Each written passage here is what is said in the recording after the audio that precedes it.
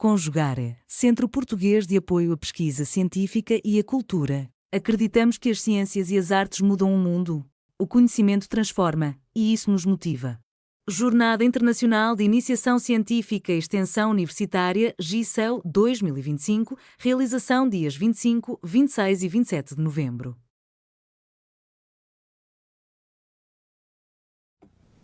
Bom dia, meu nome é Vitória Bittencourt de Aguiar, eu sou aluna da pós-graduação da Faculdade de Odontologia de Araçatuba, da Unesp, sou da área de saúde bucal da criança e hoje eu vou apresentar um trabalho intitulado Resposta de fibroblastos a soluções de ciclofosfatos e fosfato orgânico, avaliação de citotoxicidade.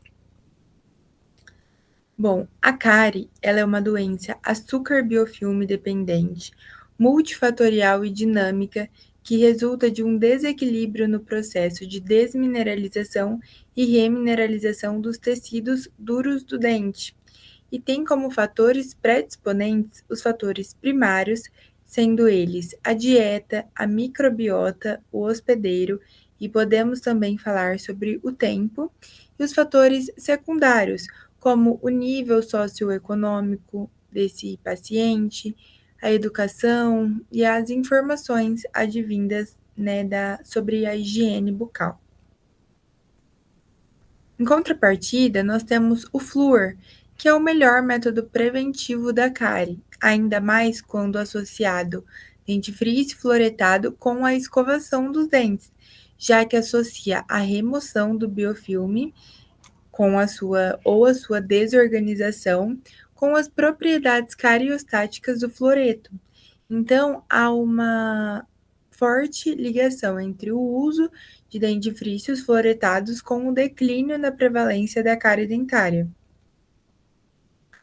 Nesse artigo, nós vemos que o flúor, presente em baixos níveis, pode inibir acentuadamente a dissolução do mineral dentário pelo ácido e aumentar a remineralização ao se absorver a superfície do cristal e atrair íons cálcio e íons fosfato.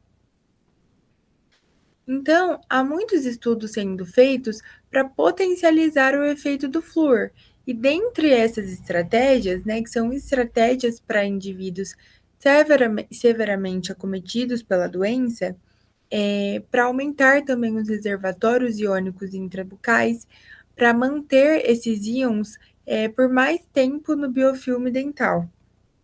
E dentre as estratégias disponíveis, existe a suplementação de veículos fluoretados com sais de fosfato, que eles aumentam a efetividade do flúor. Esses sais de fosfatos parecem agir como uma barreira parcial aos ácidos bacterianos. Eles possuem grande afinidade pela hidroxiapatita, tendo assim um efeito anticárie. E há estudos in vitro que mostram que dentifrícios com concentração reduzida de flúor, mas que são suplementados com ciclofosfatos, apresentam um efeito semelhante a um dentifrício convencional. Dentre esses ciclofosfatos, nós temos o trimetalfosfato de sódio, o TMP. Ele é o ciclofosfato mais estudado para aplicações odontológicas. Ele possui uma afinidade pela hidroxila da hidroxiapatita. Ele reduz a perda mineral e aumenta a remineralização do esmalte. E adsorve a hidroxiapatita e fica retido por período prolongado. Nesse estudo de Favretto e colaboradores, ele nos mostra que o tratamento da dentina com TMP leva à precipitação de apatita na superfície interior dos túbulos dentinários e aumenta o conteúdo mineral da dentina. Em seguida, nós temos o hexametafosfato de sódio, o HMP. Ele apresenta grande afinidade por íons metálicos, forma complexos iônicos, tem propriedade que permite a ligação dele ao íon cálcio e íon magnésio da parede celular dos micro-organismos e possui atividade antimicrobiana.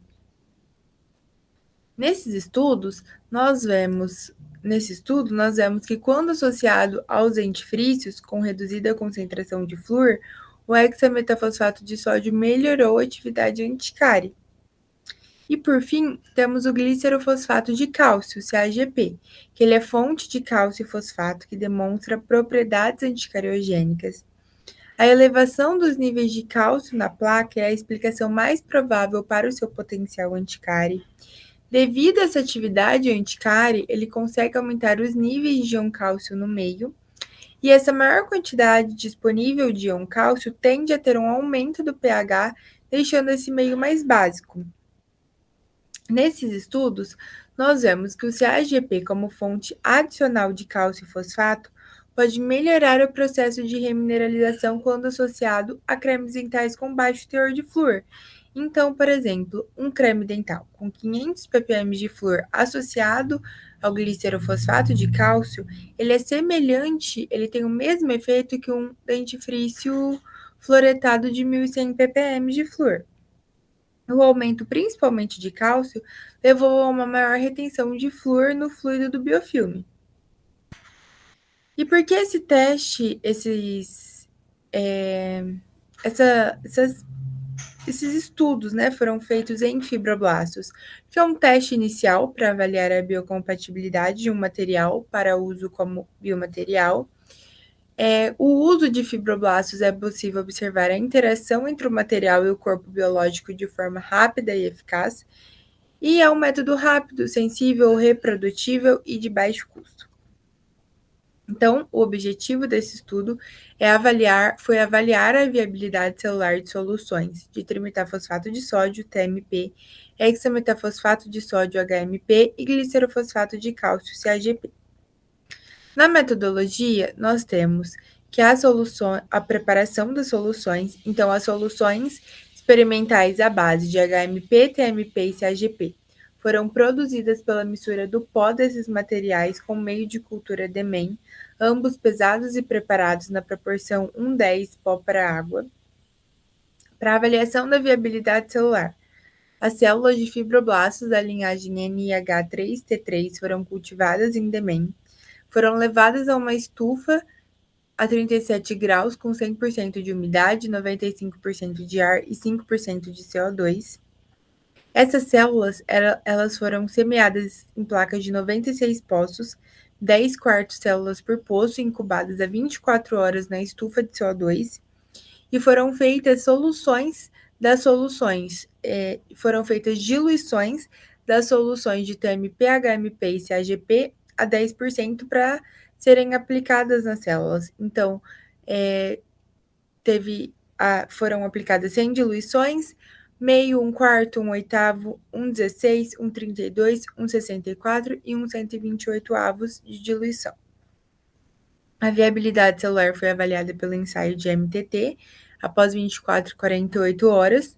A solução de MTT foi removida após 4 horas e foi adicionado 200 microlitros de álcool isopropílico. A placa foi deixada em temperatura ambiente por 30 minutos sob um agitador rotativo e a absorvância das placas foi avaliada a 570 nanômetros através de um espectrofotômetro. Para análise estatística, foi utilizado o programa SigmaPlot 12.0 com o P menor que 0,05. Esse experimento foi realizado em triplicata em 3 momentos diferentes. E foi utilizado o teste de Shapiro-Wilk, seguido por ANOVA bidirecional a 2 critérios, seguido pelo teste de Student-Newman-Kills. Nos resultados, nós temos que a viabilidade celular no TMP, HMP e CAGP no tempo de 24 horas, ele foi maior em maiores diluições no grupo do TMP e do CAGP. Também temos a viabilidade celular no tempo de 48 horas, que permaneceu maior em maiores diluições. Nos 3 grupos, né, a gente vê que ela foi maior em maiores diluições. Porém, nos grupos TMP e CAGP, houve um aumento significativo dessa viabilidade celular.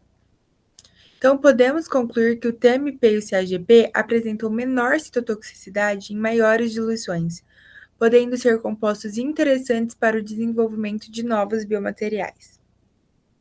Essas foram as referências que eu utilizei e muito obrigada. Realização, Conjugare, Centro Português de Apoio à Pesquisa Científica e à Cultura. Apoio, Editora Cravo. Inscreva-se no canal, comente, curta e compartilhe. Obrigado por assistir.